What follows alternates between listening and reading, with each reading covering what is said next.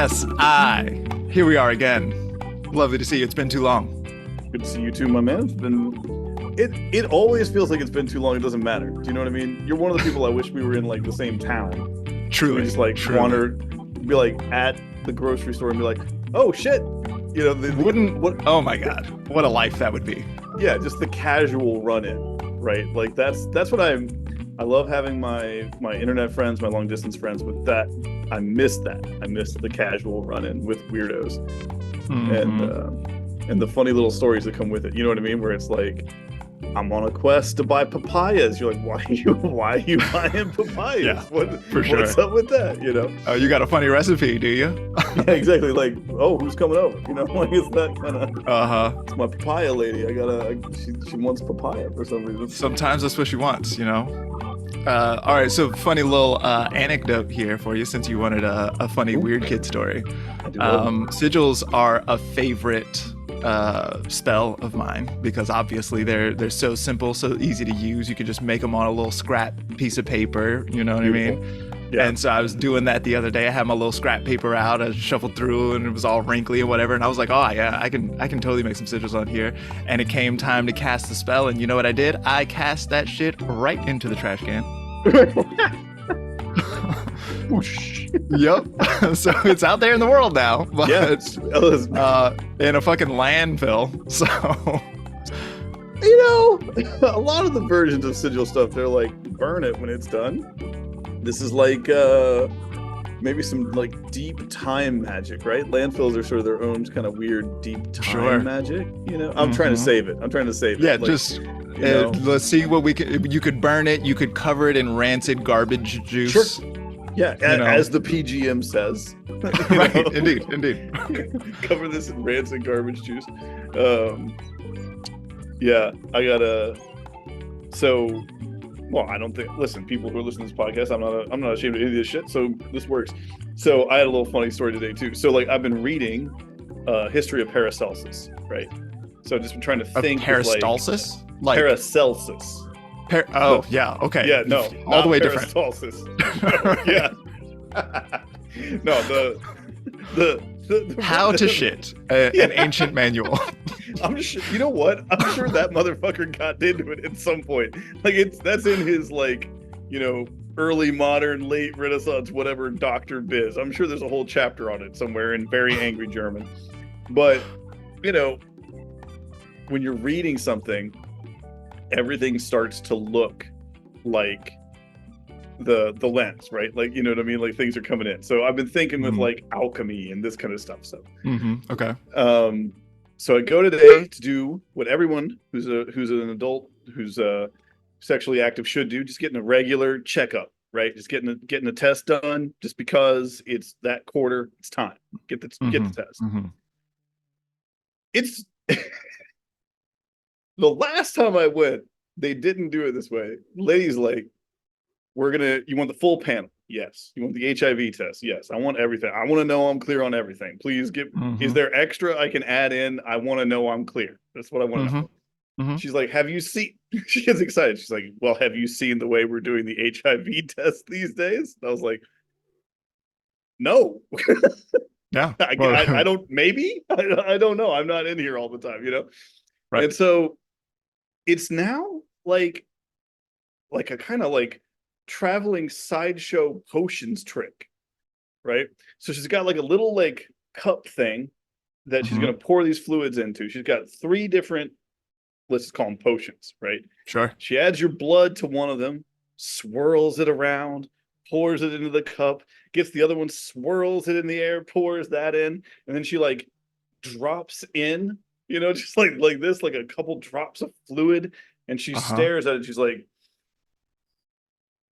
it's taking longer than normal. And I'm like, is that good? Like, you know, like in the meantime, I'm like, what is happening with all these fucking potions? And like, was I nervous about this when I came in? No.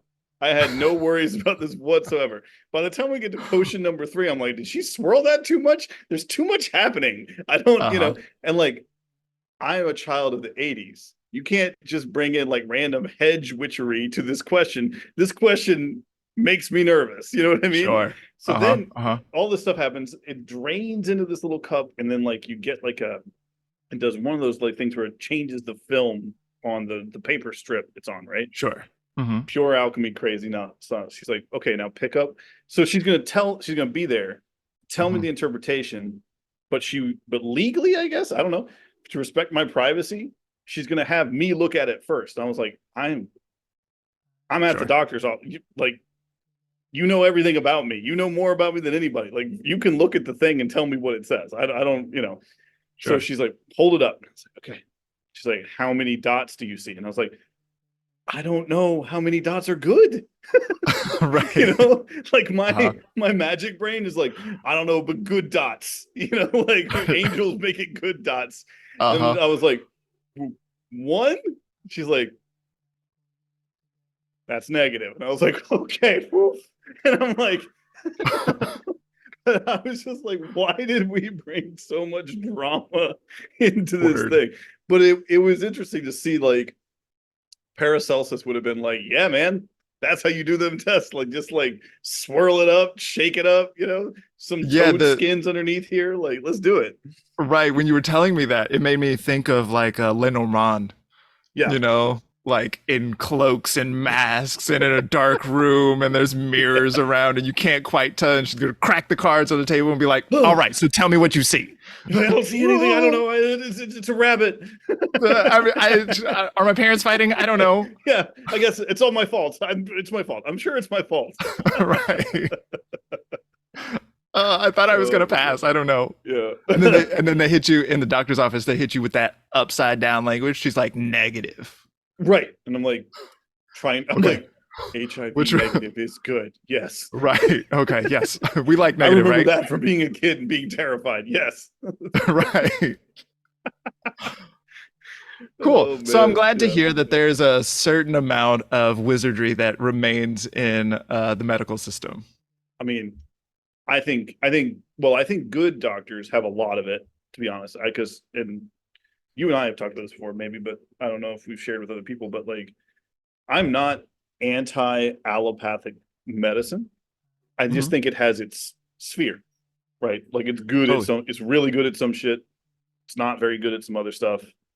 It should have more magic in it, honestly. Like, that's Sure. the failing. And like, when you look at good doctors, I think they almost always do it. But they are working with some serious problems. Actually, this nurse, speaking of that, I was like, have you always worked at the clinic? You know, like, this new, you know, to you?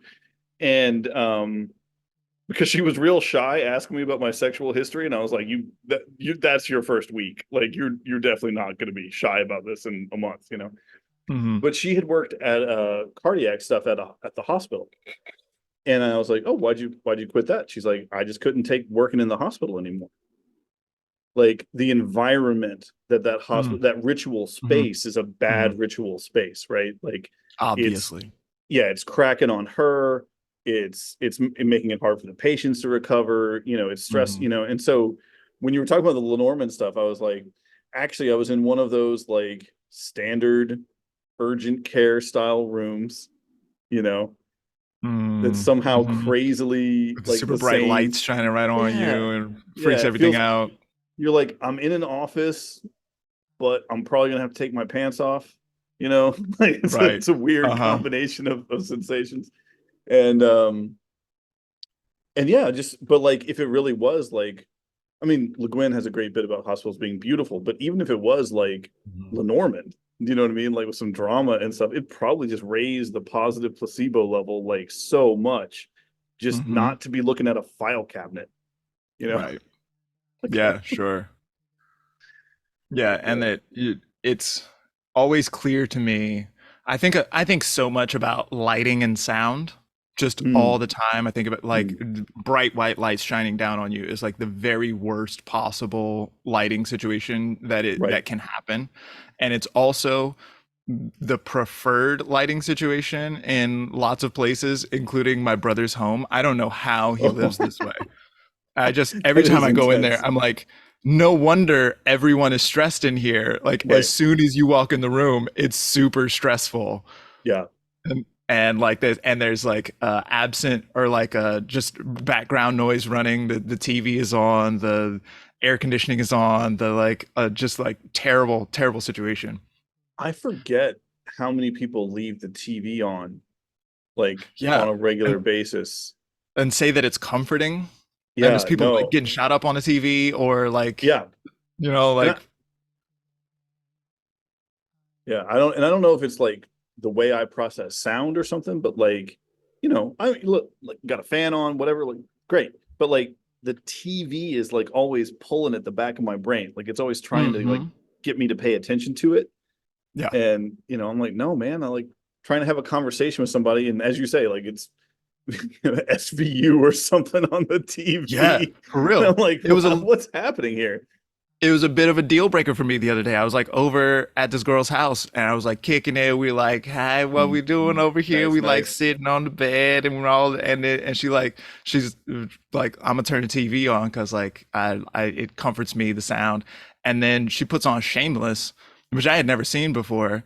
That's an intense show. Yes, it is. It's very intense. And I was like, girl, I cannot stay in here. I can't be in this room right now. Like, Right. not only is this show super stressful, but I feel like I'm being brainwashed Yeah. and I need to keep my eye on that shit because if I don't keep my eye on the ball, then I'm going to fuck around and I'm going Yep. to end up smoking meth like these characters or something. Like, I can't be doing all this right now. So I will see you later. Right. You have a lovely night, I don't need this madam. particular demon to be talking to me right now. And Uh like, huh. when I was a kid, this is a funny thing. Like, I really think that like 90s Christian parents were right about a lot of stuff in terms of like what they thought was happening, but they were wrong in their approach. Do you know what I mean? Like my mom would come in and like turn off the TV and be like mad on a Saturday morning, and she'd be like, "There you are again, worshiping your one-eyed God." And I was like, "First off, you bought this TV. I did not buy this TV." you know. Sure. But to identify the TV as something that wants your worship, Mm, that mhm, is a mhm, spirit of grabbing your attention, or maybe a magic mirror mhm, through which magicians can do their work on you, the toy mm, companies, whatever, but they can use this mhm, magic mhm. mirror to pull you in. She was right about that. you know All right, so I have been listening to someone talk about this recently. I've been listening to I've been super into the Dark Horse podcast, and Brett Weinstein is like that's blowing right. my Yeah. shit up. You've probably heard me talk about him before, and it am I like binging conspiratainment potentially? They He's relatively, I don't think he's that, well, I haven't listened recently, maybe he's taken some turns. He was never like the furthest out tinfoil hat group. No, that's why I like him. He's headed in a tinfoil hat direction, but I could see that he's headed in that direction, but he's like that's not what his life is. You know what I mean? Right. Like if somebody Right. looks at me and they see me as a tinfoil hat character, then it's like clearly that guy lives on a strange island. You know what I Right. mean? Whereas Right. for him, he was just a white liberal Right. who was a part of the academy for a long time, and then he started seeing all the holes and everything, and he was like, Yeah. wait a minute, none of this makes sense. And then he's been just like trashed by the media and all the Yep. rest of this, and so it's put him on a trajectory that I think is super interesting. And I think it's so interesting that in fact I went back to the beginning Oh to wow. like to watch him go on this journey where he was like, I don't, something is weird here, and now he's like got his tinfoil hat on and is like, Yeah. it's the whole, I really love it. But um, as you say, I think he's extremely reasonable. Yeah. And one of the reasons that I really like the way that this guy talks is, and his wife Heather Hying also. She is, I find her to be a little bit pedantic sometimes, but Right. in an extremely rigorous kind of way. Like she's not letting him get away with shit. And so if he says it, then like he knows his shit better be on point. Right. So I really like this podcast.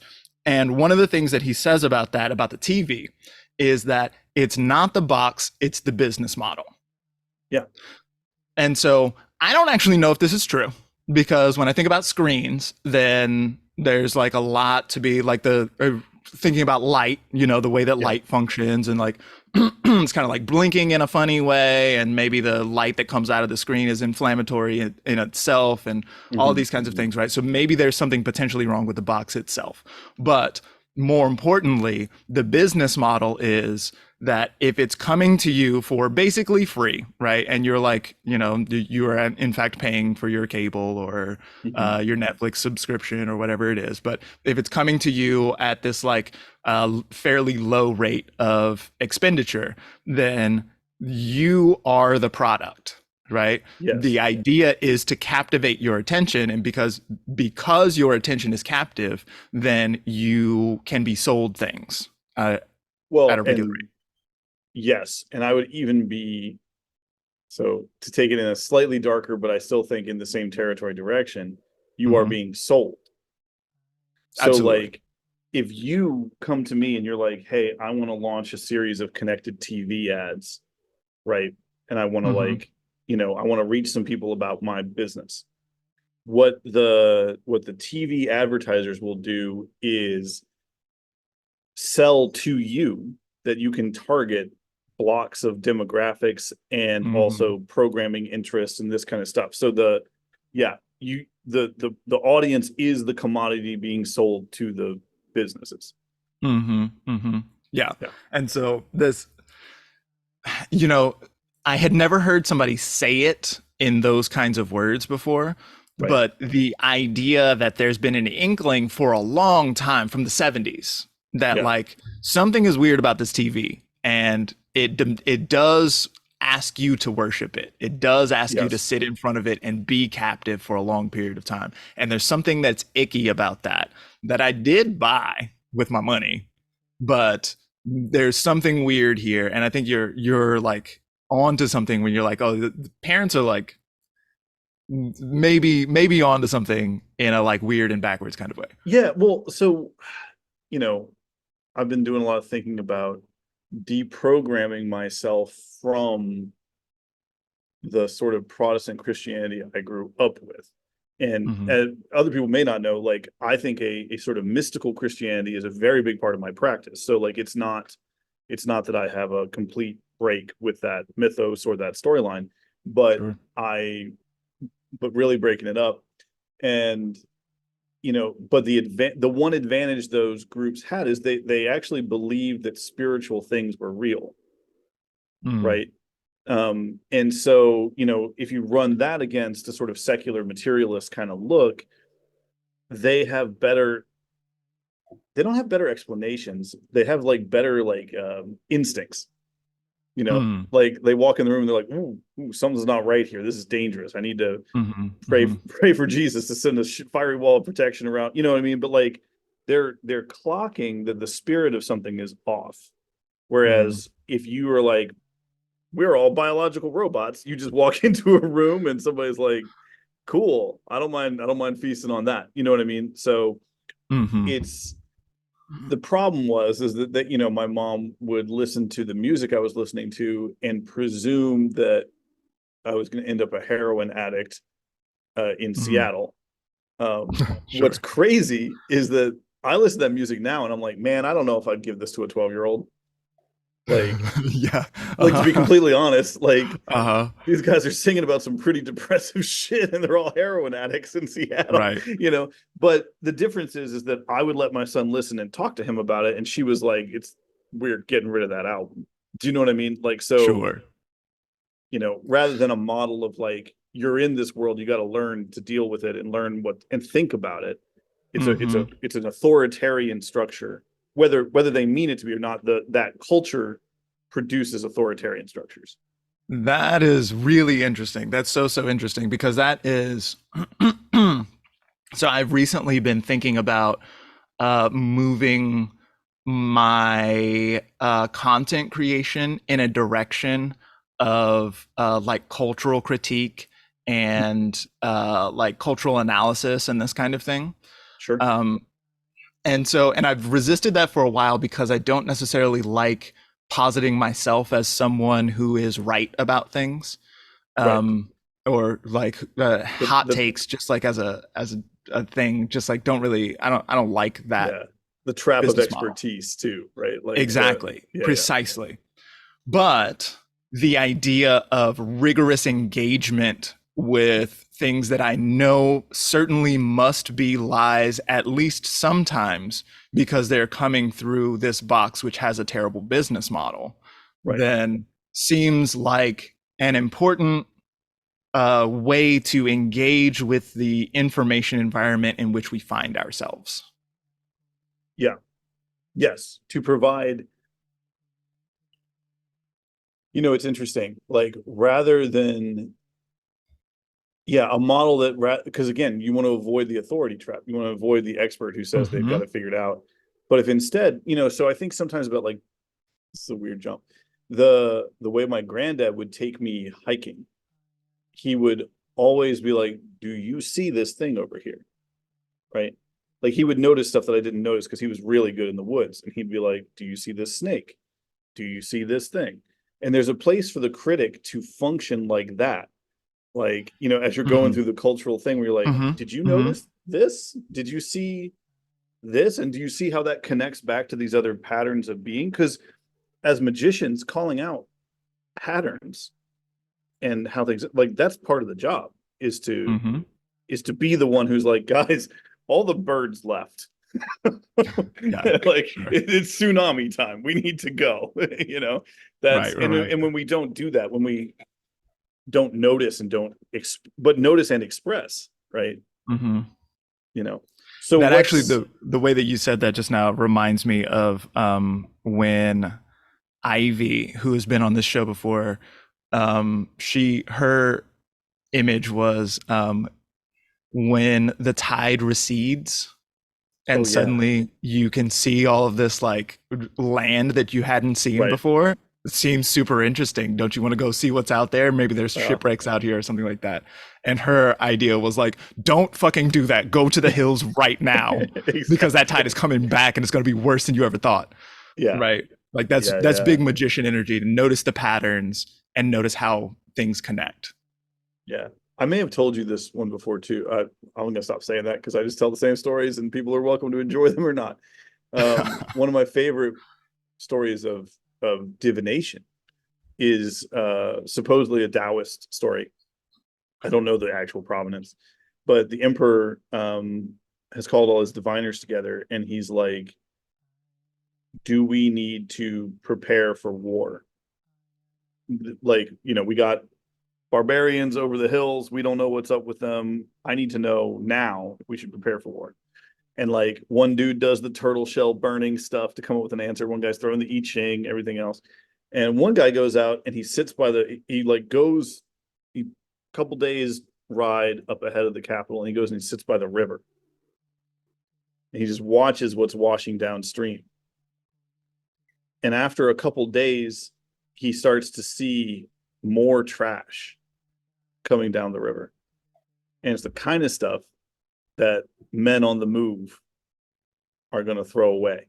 Mm. And so he comes back immediately. It's like, prepare for war because, the army's moving across the hill. And I think that's like a really good story about how to do divination, like, or what it Mm-hmm. requires of you to be a good diviner, Mm-hmm. to be like, you got to know what the river is. You got to know what to look for. You got to be smart. This is the art of the wise. You can't just you can't be a dum dum. You got to work on being smart and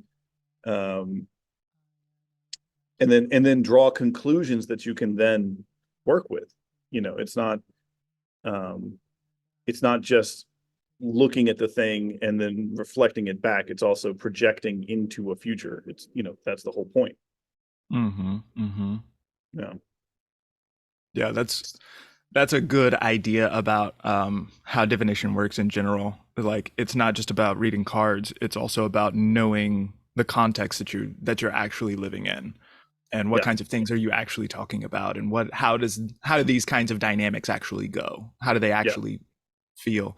And this is actually one of the things that I have been. So you may recall a few episodes ago, I came to an idea about shape. So I was talking about astrology as being the shape of the heavens, right? So if you Right. like take a given moment in time, then the heavens were shaped in a certain kind of way. And because things are shaped in a certain kind of way, then energy and whatever else will flow in a particular kind of way. And so the astrological claims that you can make are based on the shape of that thing.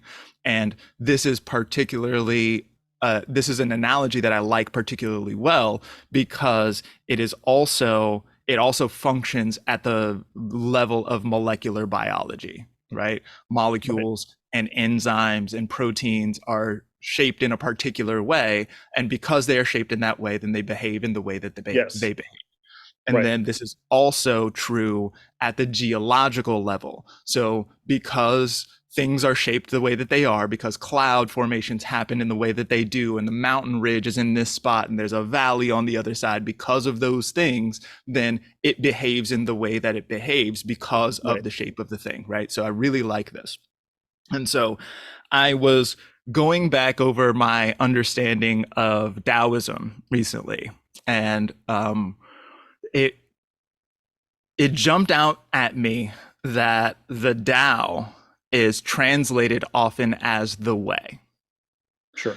And so when you say that it's the way to someone who has been raised in a Christian lineage, Yeah. then it sounds like the right way to live.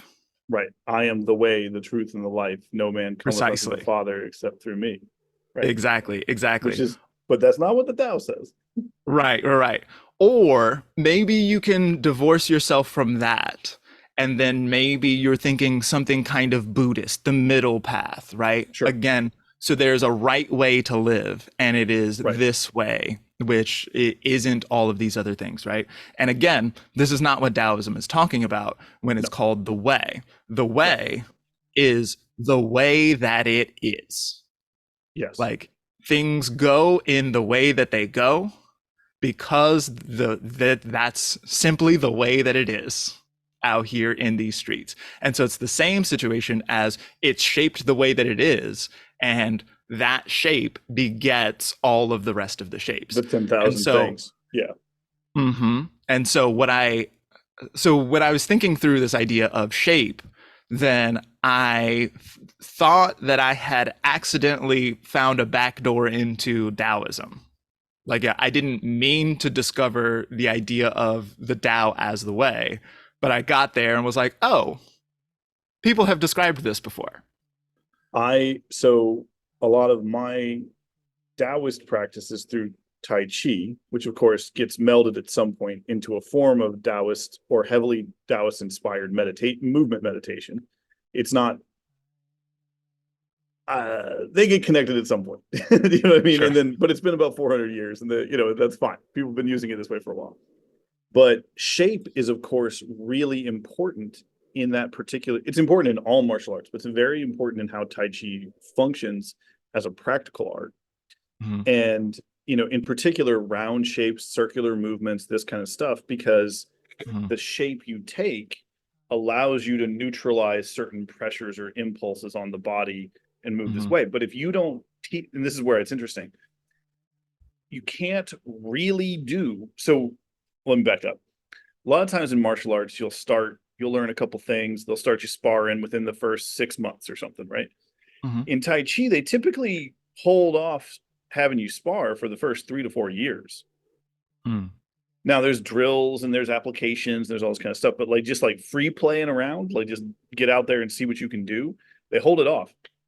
And a lot of people criticize this teaching method and they're like, this isn't supposed to be fighting, all this, how you can't learn to fight just doing forms. Mm-hmm. They're right about that. If you want to learn to fight real fast, do kickboxing. It's way better for that. But the point is that until you have changed your body and Mm-hmm. how you understand your body and the kind of shapes you can make, you can't spar as a Tai Chi person. Like you can spar, you can fight, but you can't Tai Chi spar until you've changed your internal shapes, Mm-hmm. right? In Mm-hmm. order to be able to do it. Otherwise, you'll just be using force and it won't be the same. It'll be Sure. more like sumo, which is a Mm-hmm. valid and cool art. Like there's nothing wrong with Mm-hmm. that. It's just not the shape of Tai Chi. That takes time to develop. And I think that that's something when I think about the way, there is a Tai Chi way, or at least a Northern Wu Tai Chi way. And in order to be in that way, I'm going to have to feel it out. You know what I mean? I'm going to have to find my way into that way. You know, That's interesting. It's interesting when you bring up the martial arts this way because, and I heard you use this word. Another word for shape is form, yes. right? Yeah. And so what you do in martial arts is you learn the form, right? And so the form, without thinking metaphysically about it, which is something that you should not do if you're doing martial arts. The whole shit is metaphysical. But if you don't, if you're in there to just like learn how to fight or whatever, then you hear the form, and what you think of is a series of steps. I'm going to do these steps in this order, and the sensei is going to pat me on the back, right? Yeah. But in truth, what you're saying here is that by learning forms, what you're doing is you're learning to place your body into a particular shape, and your power is derived from that shape, right? Yes. So Mike Tyson has a form. Sure. You know, peekaboo boxing is a form, right? It's a shape of a boxer, and he is one of the primary proponents of it because of his physical shape.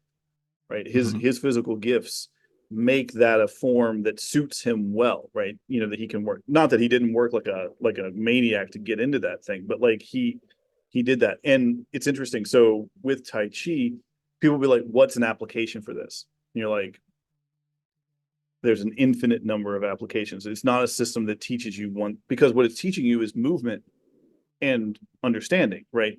So everything in the Tai Chi form is just to show your body, this is a shape you can get into. This is also a shape you can get into, you know? And then when you're in a moment of conflict with someone and you're attempting to neutralize, you start to realize, oh, I have this language of shapes, right? You often don't make any of them, but you have learned to shape your body into these things. And so when someone else wants to put you into a certain kind of shape, you can respond with them and dance with them. So it doesn't look like the form, but it is entirely based off the form, in the same way that like Mike Tyson in a fight looks a little like Mike Tyson working a speed bag, but not really. You know what I mean? Sure. Like, so, you know, it becomes ways to understand capacity. And so, you know, what is the capacity of the way that you are in as it arises, right? Like, you know, and because, you know, the Tao Te Ching does spend a lot of time trying to talk about like, how do we do this well? You know? Sure. You know, and like, yeah, go ahead. Hit it. All right, I'll say this one thing and then I'll drop off. One of my favorite mistranslations or common mistranslations is the Wu Wei mistranslation, which people interpret a lot of times as like do nothing. But that's not actually what the Chinese is saying. It's saying don't add effort. It's effortless action, because you're just in the fucking groove, dude. Like it's you don't have to add anything. If you add anything to it, you'll spoil it. Right? You know, flow state. And yes, total harmonious flow state. But people think, oh, I don't have to do any work to do that. It's like, no, you have to do just enough work to do that and no more. Right? Like it's, yeah. So I think that's an important piece of like, because the Tao one is also about the way, and Tao Te Ching, way and the power.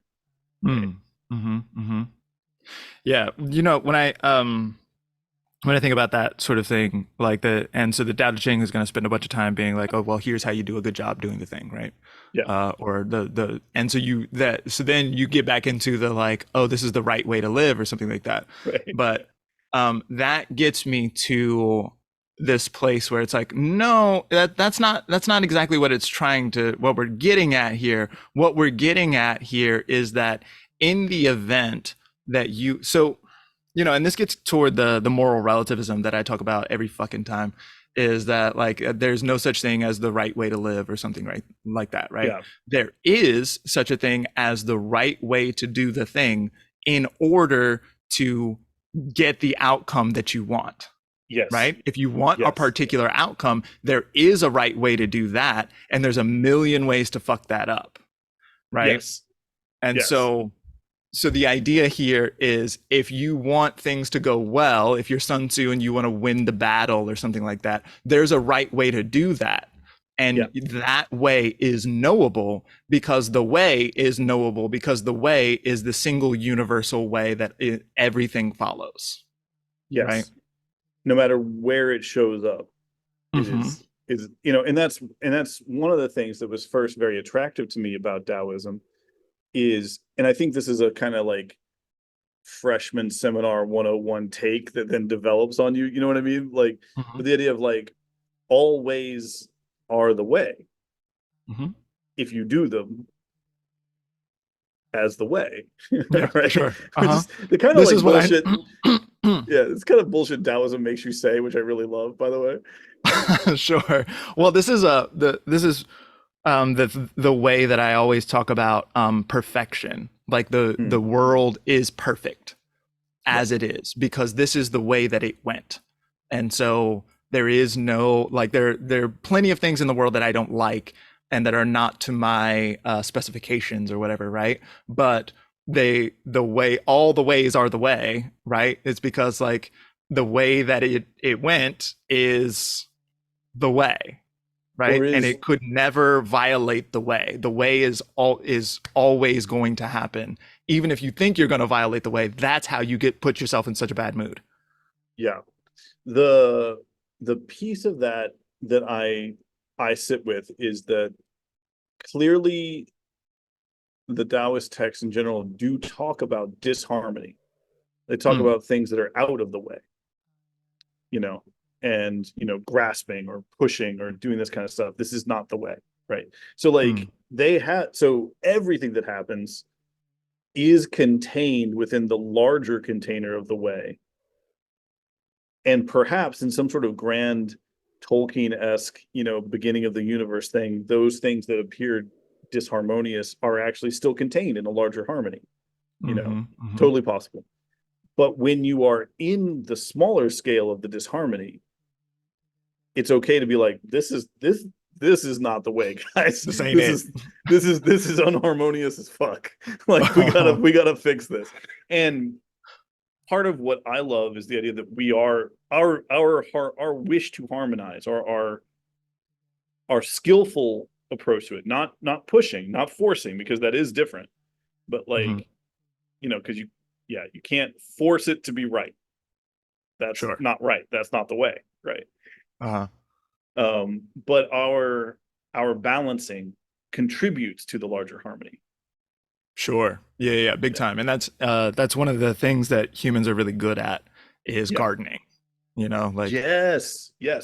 The idea of like making the thing that it's like, oh, there's a really great base here, but we can make this more harmonious yet. We can make this more thriving, more life-giving than it was before. And there's a certain sense of like, I like it. And if I just like push toward that thing that I like, then we can understand that to be more harmonious, right? And so when I think about the way that it would be absent humans, right? It's just out here just growing, and the forest is the way that the forest is, and it's kind of overgrown, and there's a bunch, and it's like whatever, right? And so then that is perfect, and it's wonderful and lovely, and we love it. Sure. We add human intervention in this harmonious kind of way where there's a kind of gardening thing going on here. Right. And it's like, oh, this is better. This is more harmonious still, right? And so I can notice that as a human observer and dig it. And so this gets to what I think of as the like fundamental Ursula Le Guin truth, which is that all truth is local / all meaning is local, right? So the way, the like great cosmic way that cannot be named, that thing doesn't give a shit if humans came and gardened or didn't, right? Like the way simply will not be violated, and so it's going to be fine, whatever. This is the perfection that I talk about all the time, right? Or if you zoom back in to your own level where things are actually meaningful, then you Right. can get to a point where you're like, oh, more harmony is better. And Yeah. so we're going to do that thing. It's I've been thinking with Christianity a lot recently, so this is where it's pulling me back. So it's another interesting case where I think contemporary Protestantism both succeeds and fails, right? So on the one hand, you have this idea of like a God who made all things, big sky creator God, Mm-hmm. and that dude sounds like maybe he doesn't actually care too much who gets the plague, you know. Sure. But don't Mm-hmm. worry, God is personal. God cares about you Mm-hmm. specifically. Also, it Mm-hmm. was your sins that put him on the cross. You dirty, dirty fellow. But like it was, but it's personal, except it's not local Mm. in the Protestant version, right? Jesus is universal. There's some fights between the First Baptist Church and the Second Baptist Church, but like, Mm-hmm. the he's supposed to have a universally understood category, right? Mm-hmm. Mm-hmm. You Universal among humans. sure, yeah, but it's a different take than like Our Lady of Lourdes, Our Lady of Fatima, Our Lady of, you know what I mean? Like Mm-hmm. they're all Our Mm-hmm. Lady, but Mm-hmm. they are local, right? You Sure. don't hear about Jesus of Portsmouth, Virginia, right? Sure. Like, Yeah. Uh, you not like know, Guadalupe is like specific to that Mexican right. region. She's specific. She is also the Virgin, but Mm-hmm. she is Mm-hmm. specific, Yeah. right? Yeah. And so I think in Protestantism, you lose you have the personal, but not the local. Mm-hmm. Mm-hmm. Okay. Okay. Yeah. I would argue that locality centers itself on humanity there, and so that sort of stays in the idea of like meaningful in this dimension, like at this scale. And although it's non-local in the sense that it like is like as big as the globe is, wherever there are Sure. humans, then Jesus can be in that place. But it's still not going to like reach past that. You know what I mean? It's not going Well, to Alpha yeah. Centauri. I would love the Jesus that now we're into C.S. Lewis and the fucking space trilogy, space Jesus books. Sure. And I'm sure But Space Jesus would be about it. You know what I mean? But so yeah, like, space Jesus would be awesome. You'd be totally down.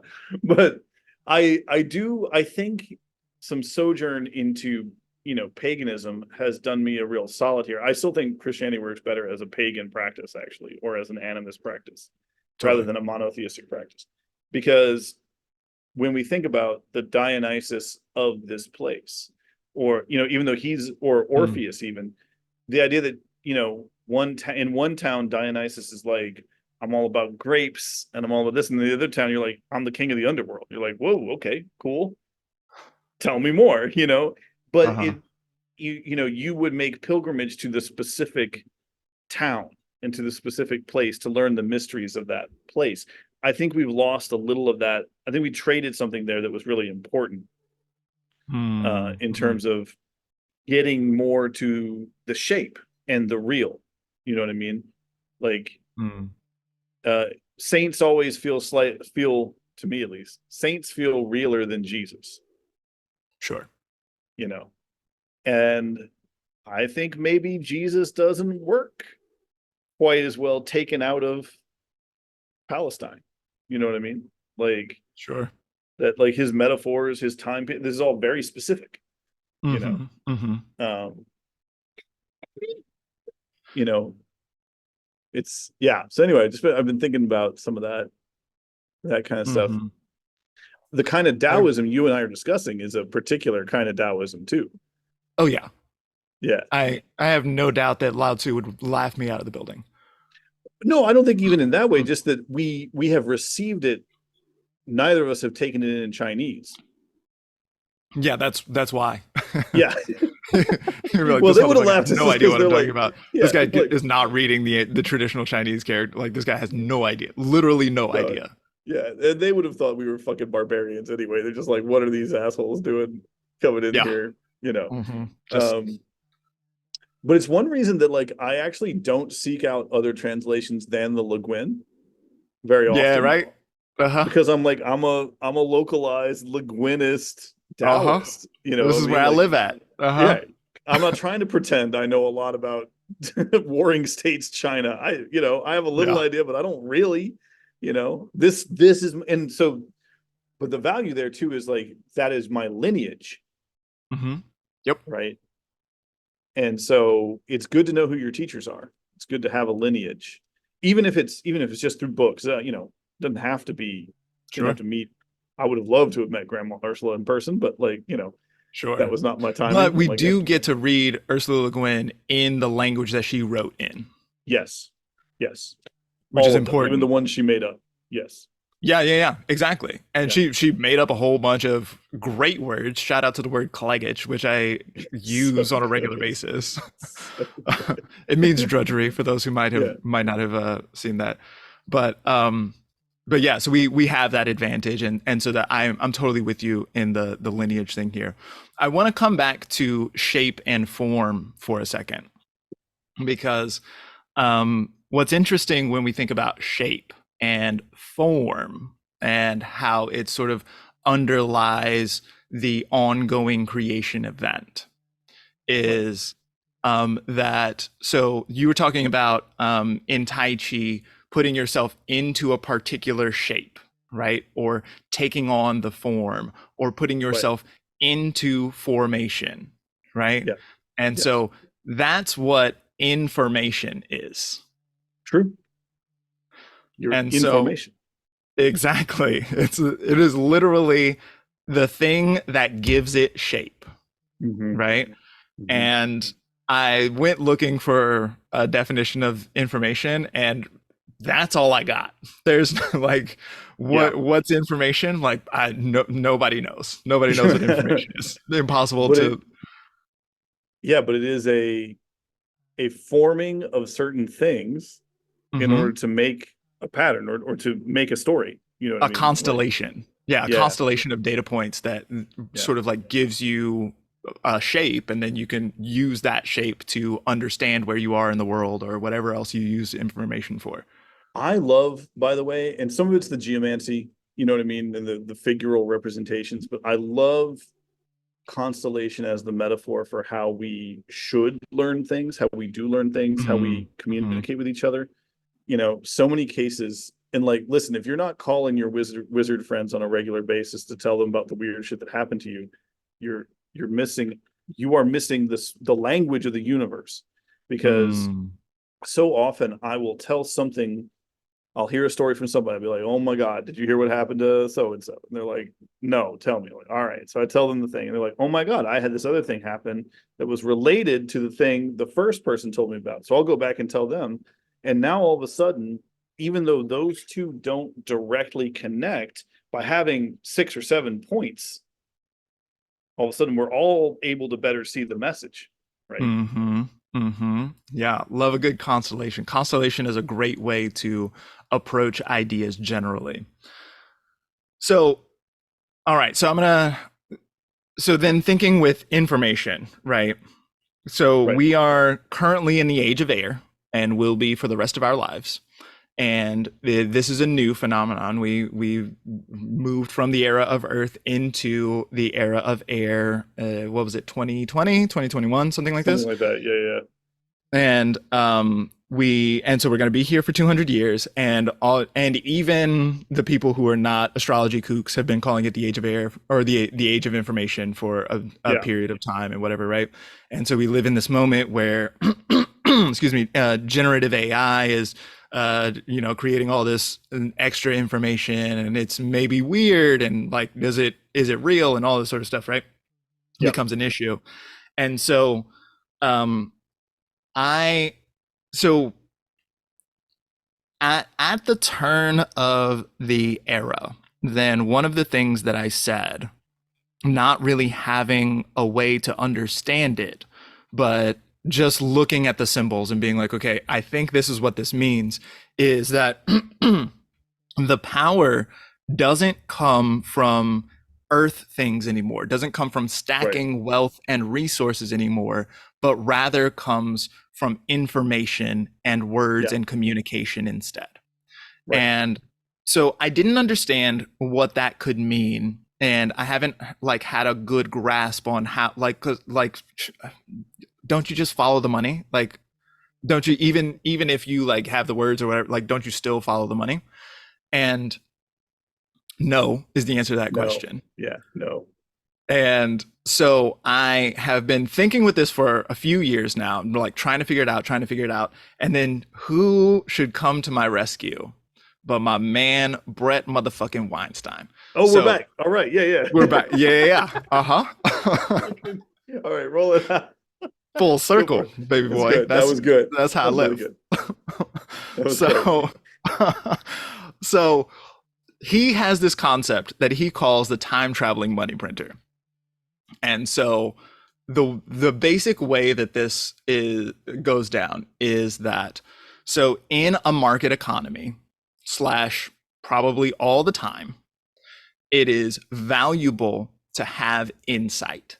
Insight is extremely valuable and puts you ahead of the curve. So if you have strong insight, then you get ahead of the curve, and then you get to develop the new thing or make the new tool or whatever it is, and you get ahead and you get to build your own resource as a result of that, right? And so Sure. in a market economy, it is always valuable to have insight, to have more information than the other guy does. Now, there are two ways to maintain an information or to gain an informational advantage. One is by generating insight because you're smarter or more clever than your competitors are. And so you've put some things together, and that can then put you ahead of the curve. This is the reason for patents and this kind of inventions, right? So like you invent a thing and then it works better than anything else did before. And so that gives you the advantage. The other way to get your information advantage is by confusing the other guys. So Sure. Don't have to be you faster than the tiger. Just have to be faster than you. exactly right, exactly. If all I have to do is trip you so that the Right. tiger eats you, then Right. I can get away, right? Exactly. And so this is what we end up seeing take place, especially in the time of like compelled speech. And you know, like the narrative is the thing, and you've got to say the thing. And if you don't like, and it's newspeak and Orwell Yeah. and Yeah. Yeah. all this kind of thing, right? And so that narrows the possibility of ideas, except from the people who are sort of like puppet mastering the whole thing, right? They're like pulling the strings on how the narrative functions or how newspeak functions or whatever else it is, right? And so by doing that, then you can maintain your competitive advantage from the vantage point of insight. Because and so that's what insider trading is. You know, like if you look Right. at like Nancy Pelosi or something like this, Yeah. Yeah. then like if she has an idea of what's going to happen that other people don't know, then Right. she'll trade real good, and other people are just going to be like guessing around the market in this kind of thing, right? Right. You create conditions under which you have insight because you've rigged the game. Exactly. Exactly. Right. Right. What's interesting to me there is then to take what you said about information and let's apply it to insight a little bit too. They're not Okay. the same, but if I have an insight, then I will end up, it is not probably from gathering information, but creating an information, right? Creating a formation from what I have gathered. So I have data, right? Mm-hmm. You've That I got then have an insight, and you insight let that insight inform your position. inform the position. Exactly. Mm-hmm. So and now let's think about the way a bit. So one of the things Mm-hmm. that fascinates me is why aristocracies or oligarchies don't continually succeed. Because and like, listen, if you look at the richest families in Venice, it's the same richest families that were there 800 years ago. It's so like it does kind of work sometimes, but Mm-hmm. oligarchies are built on that control mechanism you were talking about before, right? Even if they do foster real insights, which they do sometimes, they maintain power by controlling that insider trading system really well. Mm-hmm. But the problem is that is the way, right? You can, in order to create insider trading structures and stuff like this, you need certain conditions to be true in order to make them happen. And often those conditions you need them to be true to make them happen are the things that break it open and cause other opportunities to exist in the first place. So trying to think of a really straightforward example that doesn't involve Steve Jobs, because I don't want to talk about Steve Jobs. Let's take, for example, I'll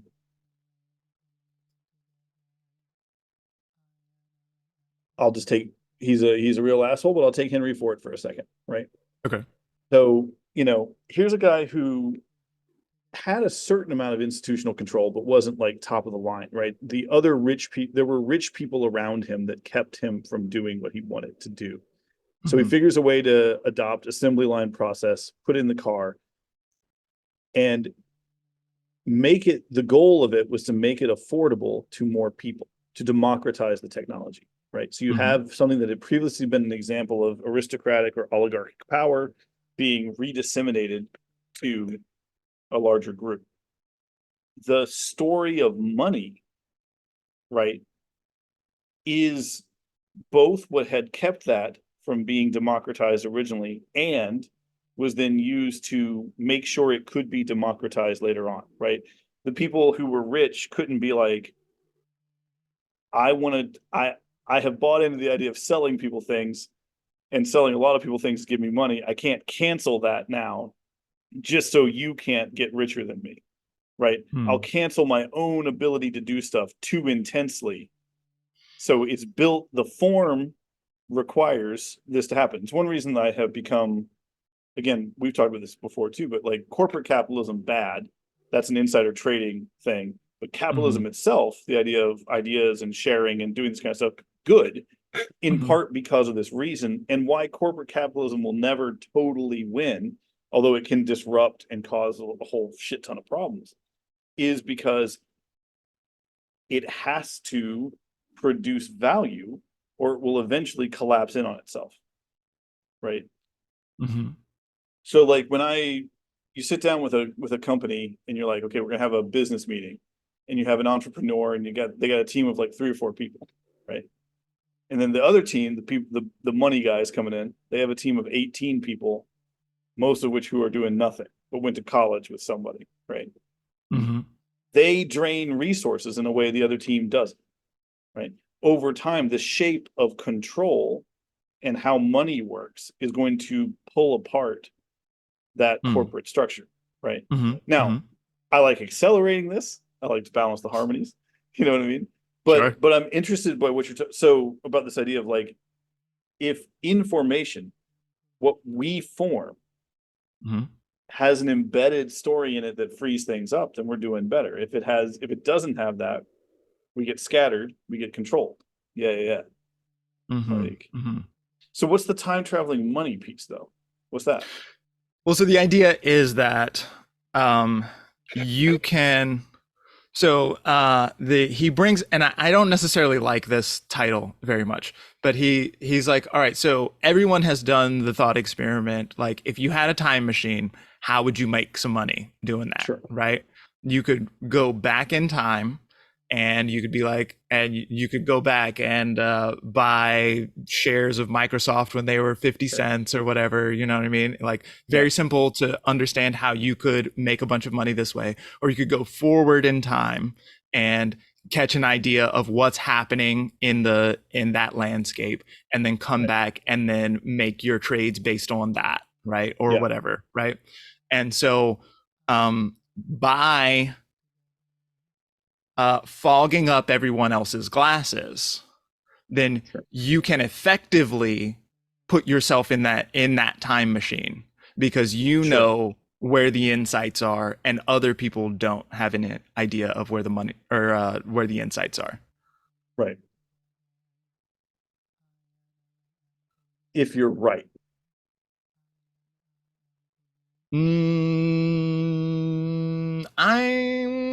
I'm not sure about that. If you're right, what do you mean if you're right? Well, because I don't think you have to be right. You have to control the narrative. being right and controlling the narrative are not the same thing. No, I agree. What I'm saying though is maybe the better way to say it is if your story is strong enough. Like, so I'm fogging you guys, right? So let's say we have trying to think of a way to do this. Okay, so I saw this thing on John Oliver about this guy who wants to do the like mining in the ocean, right? Like he thinks he can fucking save the environment by mining the ocean and pulling up these rocks and shit, right? Sure. He's doing the fogging because he has actually like kind of won over the agency that allows the approvals of this kind of mining. Mm-hmm. So he's the one who's going to get it. He's done all this stuff to like put himself ahead of the game. Mm-hmm. And he has an insight here that that this stuff is valuable, right? Like he's got that story and he's telling a story about how it's going to save the planet. Mm-hmm. But the problem is that it's not a good enough story. Mm-hmm. Because immediately people are like, are you sure this isn't going to fuck up a bunch of environments? Like, I know the story of mining. Every time we've done it so far, we've fucked up a bunch of environments. You know what I mean? It doesn't, right? Sure. So he's fogged people. He's put out his story. He is in the lead, right? But his insight into what is needed, his insight into the desire of the future is not good enough, right? It's not strong enough to fully win him the case. Isn't persuasive enough. Sure. Or he doesn't have the power to control those who are not persuaded. Sure. Yeah, he's not able to fog enough would be another way to think about it too. Yeah. Exactly. Right. And so that's an issue of like personal power that like one person might not have enough fog in the machine to outfog the whole field. Right. But the way that Brett Weinstein came to this idea was through the whole COVID debacle. Right. You know, and so you know, like, and there's going to be a lot of opinions about what is true and what's not true and whatever, right? But like it's very clear that there was a strong authoritative narrative that was that's what we're doing. And if you're outside of that narrative, then we're going to destroy you, or we're going to come for you, and all this sort of stuff. And you're so to your point, even still, the fog is not so strong that dissidents were exterminated. Right. But Pfizer made a whole bunch of money. Pfizer made a lot of money. So I had a conversation with a friend who's an academic, but he has a military background, grew up poor, right? Has a distrust of narratives, right? And he was way more on board for all the COVID stuff than I was, way more on board. But he asked a question to me that I think I actually heard Brett Weinstein ask as well, which was, how come the vaccine was the only treatment acceptable?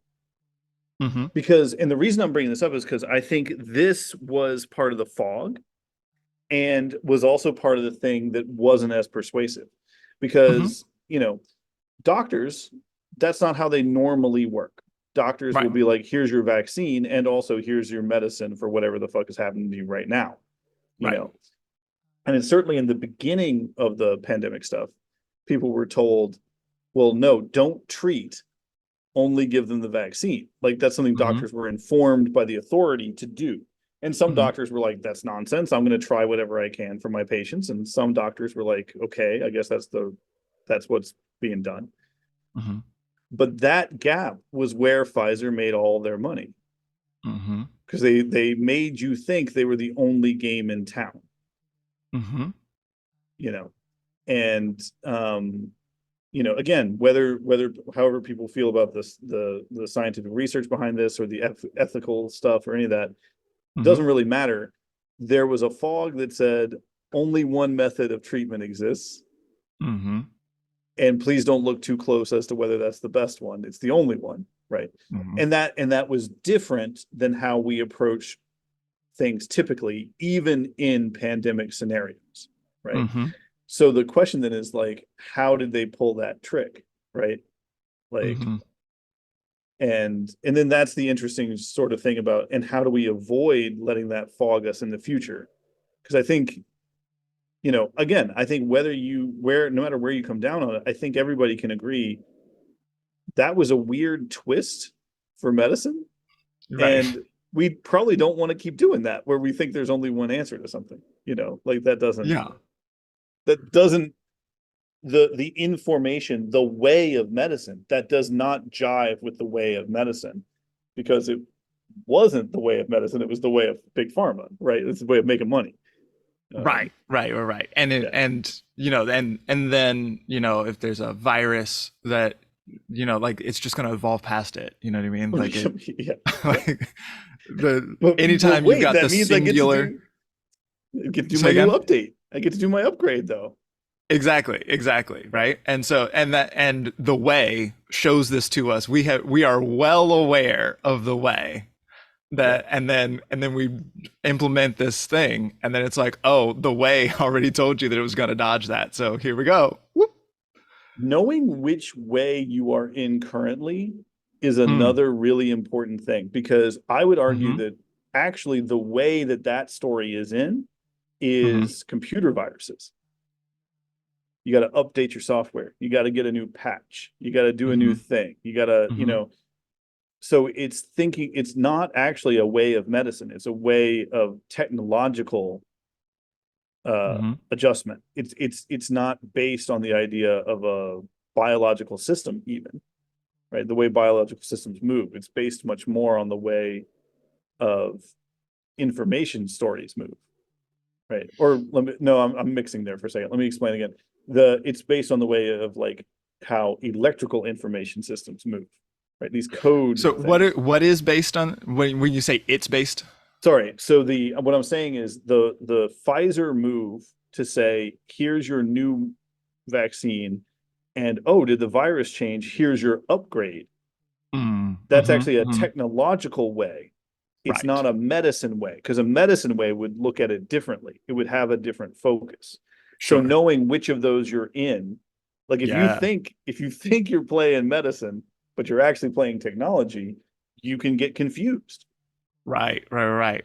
Yeah. And so this is kind of what I'm talking about like getting into the place where I'm maybe doing a little more social commentary or something like this. Not because I necessarily want to be like my ideas about COVID and medicine are true, right? Right.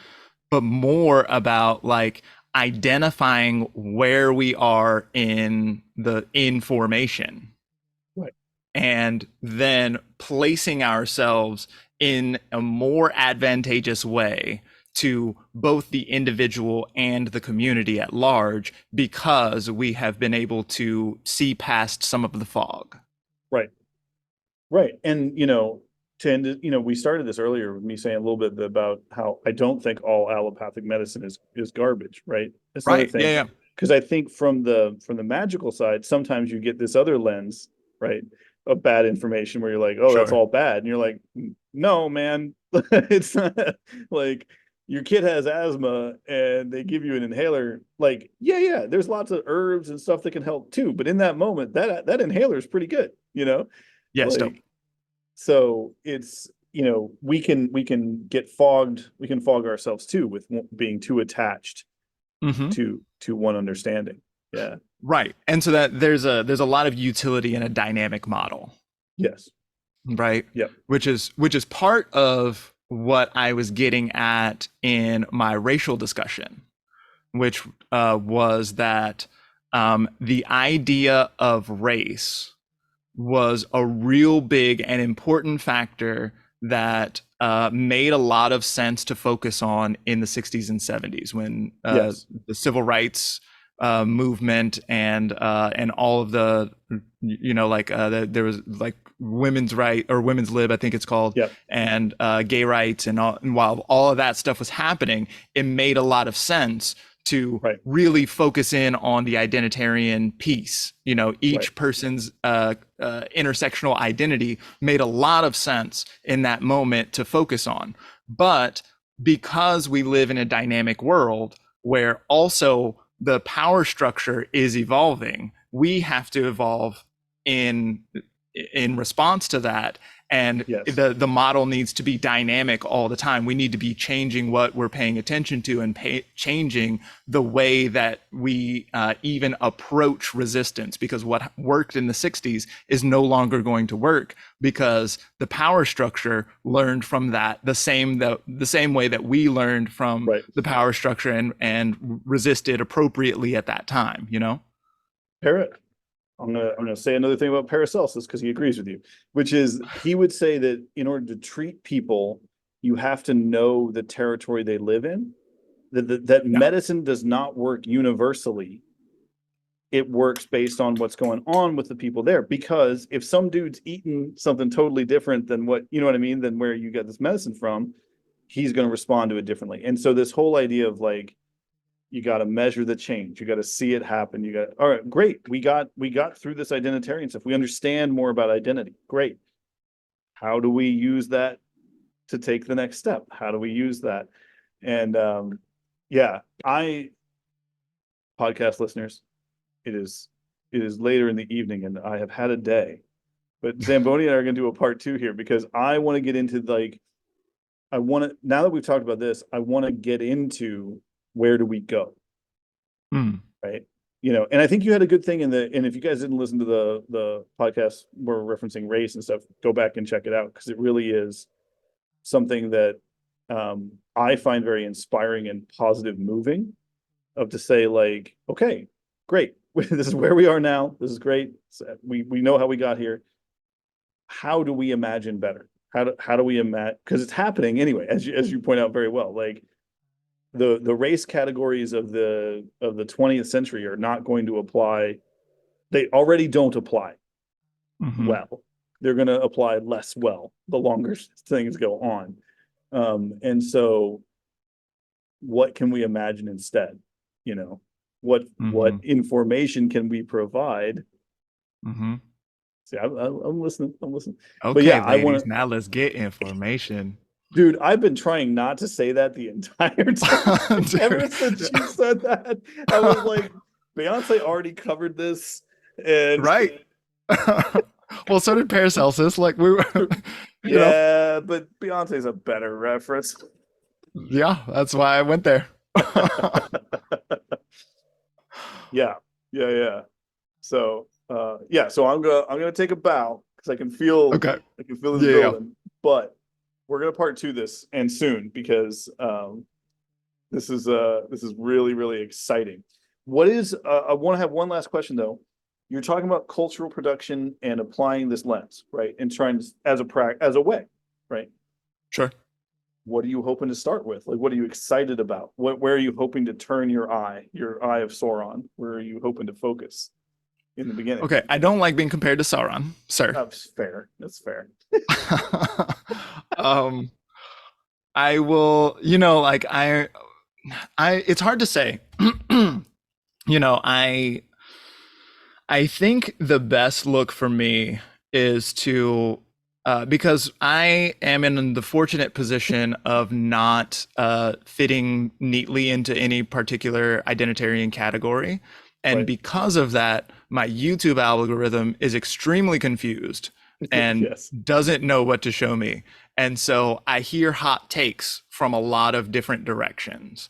And I think that this is actually very, very useful because as I'm listening to people's hot takes, then I'm like, okay, well, yeah, I hear where you're coming from, but there's some bullshit in there because you hate the other team.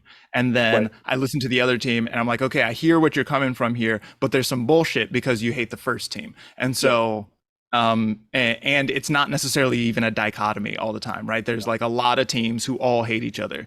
And so, what I think my goal would be is to notice how I come to notice what is bullshit and then work towards synthesis through that. I have a friend who was for lots of reasons, he has a big heart for what's happening in Gaza, right? There's a big feels for it, and he had just been visiting in Belfast, right? And he was telling me, he's like, listen, if you're Catholic in Belfast, you are 100% down on everything Free Palestine. That those are occupiers. That's everything. You're dyed in the wool and you're in. If you're a Protestant in Belfast, you got all these pro-Israel things and everything else. He's like, they just found a new way to kind of not get subtle about what's going on. You know what I mean? It was, Yeah. And he's like, and there's merits to what people are doing. He's like, this is not, and sure. he's a please stop genocides guy, and his real fear is that nuance is important to how we get there. Right? Having a more complex understanding of reality will help us. And his despair or his fear is that that's not happening. But I would argue that the age of air would be a great one for nuance, a great one for like pulling together more interesting, complicated whirlwinds of stories. So, I don't know, man. I'm excited about what you're talking about here. I want to see what you got. I want to see what's coming in. Yeah. I don't have any real plans right now, but I did I released the race episode to a fair bit of acclaim. People really liked what I had to say about it, and so that is something that I've been sitting on for a number of years, honestly. And so I'm at a point where I'm like, okay, maybe I'm gonna move in this direction. Maybe I'm gonna like try to think some other thoughts, or just like engage with some of this stuff that isn't explicitly astrology related. Yeah. Well, and I think, but again, as you say, but it is shape related. You know what I mean? Yeah, exactly. Yeah. Yeah. It's the same. Yeah. Cause that's what came across to me in that episode too, was we're talking about the shape of how we got here. We're talking about the shape of where we're going, and, not strictly speaking astrology, but also not astrology. Yeah, well, it's the insight that I derived from learning astrology, you know? And so I'm not necessarily like, I'm not doing the Chris Brennan thing where I'm like reading a particular chart of an event and being like, okay, well, this corresponds in this kind of way. And so we can think about that. Like, that's useful. And I learned a lot from that. But the kind of meta analysis of astrology overall gave me the insight of like, oh, it's shape. And so if we can think about everything in terms of shape and form, and if we're in the information age and we can think about form, then maybe we can generate some better insights. And in so doing, stay ahead of the fog, or at least be able to like wipe your fucking windshield sometimes. Yeah. And, and again, astrology then becomes like a martial art. It becomes a way to teach you how to move and how to think, but you don't have to stay there, Exactly. And not what to think, how to think. Yeah, exactly. Yep. How to move. Yeah. It's great, man. I am going to move to my bed. Love it. I love that for you. But this has been fantastic as always. And we need to get another one of these on the books soon, because I want to hear more about what's happening here. This is great. Love it all the time. All the people should go to wilkinsbryan.com to get a geomancy reading. They should go to ZamboniFunk.com to get an astrology reading. You can also get an astrology fundamentals course. So if you like what we're talking about here and you want to learn how to navigate shapes and all this kind of stuff, then you can go to ZamboniFunk.com. Right there on the front page, you can get you will find the fundamentals course in there. You go through and schedule it like you're scheduling an appointment. It's on the same page. It's awesome. Very easy to do once you get there. There's also a bunch of music there at ZamboniFunk.com, etc. Also, the merch is super cute. Is there anything else you wanted to say, Brian? Just that people should definitely check out and learn how to get their astral kung fu going. Like, that's all they need to do. What? Exactly. Oh shit. We should talk some about like. Sometime we should talk about kung fu movies, because that is its own cultural nexus of wildness. So anyway, sure. No, I'm good. Real quick. What is Bruce Lee's favorite drink? Oh, it's water. There it is. and then. But you gotta do the voice. It's water. There it is.